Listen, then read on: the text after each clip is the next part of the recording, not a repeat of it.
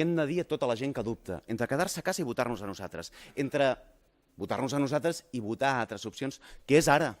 En un moment excepcional és quan heu de fer un vot excepcional, per una raó molt simple, perquè el moment és excepcional en injustícia, en inequitat, en desigualtat, i en un moment de tanta injustícia, de tanta inequitat, de tanta desigualtat, el que cal és gent amb sensibilitat social. El que calen no són les solucions de sempre, són les noves solucions. El que cal és justícia, redistribució, ecologia, llibertat, democràcia, allò del que no parlen la resta.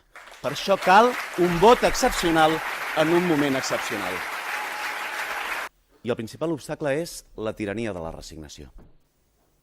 La tirania de la indiferència. El no es pot fer res, no es pot fer una altra cosa, no hi ha alternativa. Aquesta és la gran batalla que hem de vèncer, que hem de guanyar.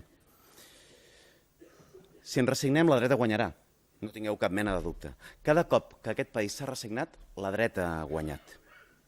Però el que hem de dir és que ens hem de rebel·lar i no resignar-nos, que hem de continuar transformant i no continuar cavant en el pou de les polítiques d'austeritat.